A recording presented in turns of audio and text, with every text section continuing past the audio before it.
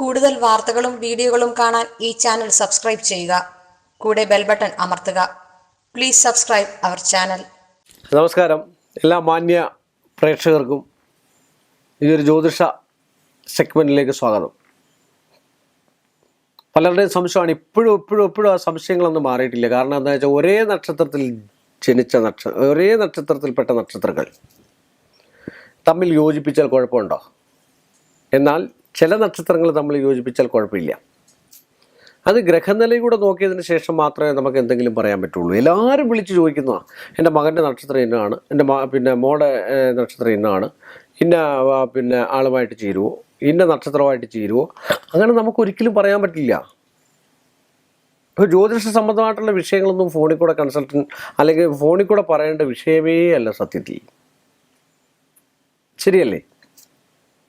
ഒരു പ്രശ്നം വയ്ക്കുക, ഇങ്ങനെയുള്ള കാര്യങ്ങൾ ഗ്രഹനില നോക്കുക, അതൊക്കെ വിശദമായിട്ട് പരിശോധിച്ചതിന് ശേഷം ഒരു പൊരുത്തശോധന എന്ന് പറഞ്ഞാൽ ആജീവനാന്തം മൊത്തമുള്ള സംഭവമാണ് ഒരു പൊരുത്തശോധന. ഒരു കയറി താമസം അല്ലെങ്കിൽ ഒരു ഗൃഹപ്രവേശത്തിന് സമയം കുറിക്കുക. ആ ജീവിതത്തിൽ എല്ലാവരുടെയും അല്ലായിരിക്കാം, 1, 2, 3 വീട് മേടിക്കുന്നവർ കാണും. പക്ഷേ എങ്കിൽ തന്നെ ജീവിതത്തിൽ സ്വപ്നങ്ങൾ സാക്ഷാത്കരിക്കുന്നതായിട്ടുള്ളൊരു വിഷയമാണ് ഒരു ഗൃഹപ്രവേശം എന്ന് പറയുന്നത്. അത് സാമാന്യയുടെ ചടങ്ങനുസരിച്ച് ഒരു ജ്യോത്സ്യനെ കണ്ട് അവിടെ ചെന്ന് ഒരു നാണയം കൊടുത്ത് ഒരു ചാർത്ത് എഴുതി മേടിക്കുക, അതാണ് അതിൻ്റെ ചടങ്ങ്. ഞാൻ നേരത്തെ പറഞ്ഞു, ദക്ഷിണ കൊടുക്കേണ്ട ചില ആൾക്കാരുണ്ട്. ആ ദക്ഷിണ കൊടുത്ത് തന്നെ ദക്ഷിണയുടെ വലിപ്പമല്ല, സാമ്പത്തികമല്ല, ആ ദക്ഷിണ ഒരു നാണയമാണെങ്കിലും കൊടുത്തതിന് ശേഷം അങ്ങനെ എഴുതി മേടിക്കണം. ഒരു 28 കെട്ടിന് മുഹൂർത്തം, ഒരു വിവാഹത്തിന് മുഹൂർത്തം. ജീവിതത്തിൽ ഒന്നേ നടക്കാവൂ. ഏതെങ്കിലും ഒരാൾ 2 വിവാഹം നടക്കണമെന്ന് പറഞ്ഞിട്ട് വിവാഹത്തിന് മുഹൂർത്തം എഴുതും. ഇതൊക്കെ വിളിച്ചു ചോദിക്കുന്ന ആൾക്കാരുണ്ട്. ഒന്ന് ഫോണിൽ കൂടെ പറഞ്ഞു തരുമോ, നാളെ മുഹൂർത്തം ഉണ്ടോ എന്നൊന്ന് പറഞ്ഞു തന്നേക്കാൻ. പോട്ടെ, ഒളിച്ചൊടി പോയതാണെങ്കിൽ കുഴപ്പമില്ല. അതുകൊണ്ടാണ് ഞാൻ പറഞ്ഞത്, ഒരേ നക്ഷത്രങ്ങൾക്ക് ഏറ്റവും പ്രധാനപ്പെട്ട വിഷയം എന്താണെന്ന് ചോദിച്ചാൽ അവരുടെ പ്രായവ്യത്യാസം അനുസരിച്ച് ദശാസന്ധികൾക്ക് ചിലപ്പം വ്യത്യാസം ഉണ്ടായേക്കാം. പക്ഷെ അവർക്ക് ജീവിതകാലത്ത് ചാരവശാൽ ഗ്രഹങ്ങൾ സഞ്ചരിക്കുന്നതനുസരിച്ചാണ് ചില ഭാവി, ഭൂതം, വർത്തമാനകാലം വന്നുകൊണ്ടേയിരിക്കുന്നത്. ആ വർത്തമാനകാലത്തിൽ ഒരുപോലെ അവർ കണ്ടകശനി, 7.5 ശനി, അഷ്ടമശനി, 6-ലെ വ്യാഴം, അഷ്ടമത്തിലെ വ്യാഴം, ഇതൊക്കെ അനുഭവിക്കേണ്ടതായിട്ട് വരും.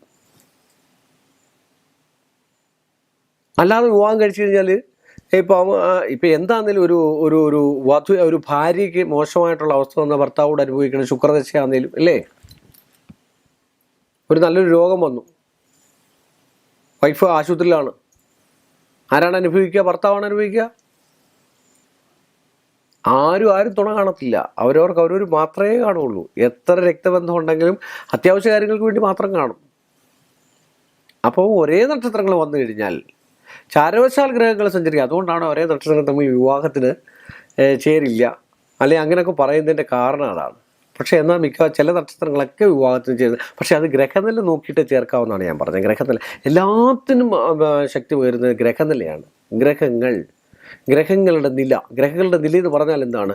ജനിച്ച സമയത്ത് ആ ഗ്രഹങ്ങൾ ഏത് നിലയ്ക്കാണ് നിൽക്കുന്നത്, ബലമുണ്ടോ ബലമില്ലയോ, ഇത്ര രേഖാംശം, ഇത്ര അക്ഷാംശത്തിൽ ഇന്ന ഡിഗ്രിയിലാണ് നിൽക്കുന്നത് എന്നുള്ളതാണ് ഒരു ഗ്രഹം നിൽക്കുന്നത്. അതാണ് 12 കോളം. ഭൂമിയെ 12ആയിട്ട് ഭാഗിക്കുന്ന പോലെ 12 കോളത്തിൽ എഴുതി ആ സാധനം ഓരോ രീതിയാണ്. ഇവിടുത്തുകാർ ചെയ്ത 12 കോളത്തിൽ ഗ്രഹനില എന്ന് പറയുന്നു. ബോംബെയിലൊക്കെ എന്ന് പറഞ്ഞാൽ അത് വേറെ രീതിയിലാണ്. ചില നമ്മുടെ അന്യ സംസ്ഥാനങ്ങളിലൊക്കെ. അതുകൊണ്ട് മാത്രമാണ് ഇങ്ങനെ പറയുന്നത്. ഇതൊക്കെ ശ്രദ്ധിക്കുക എന്നത് ഏറ്റവും നല്ലതായിരിക്കും എന്ന് പറഞ്ഞുകൊണ്ട് ഈ ഒരു എപ്പിസോഡ് ഇവിടെ വൈൻഡപ്പ് ചെയ്യുന്നു. അടുത്ത നല്ലൊരു വിഷയമായിട്ട് അടുത്ത എപ്പിസോഡിൽ കാണുന്നതോടെ എല്ലാ മാന്യ പ്രേക്ഷകർക്ക് എൻ്റെ വിനീതമായ നമസ്കാരം. കൂടുതൽ വാർത്തകളും വീഡിയോകളും കാണാൻ ഈ ചാനൽ സബ്സ്ക്രൈബ് ചെയ്യുക. കൂടെ ബെൽ ബട്ടൺ അമർത്തുക. Please subscribe our channel.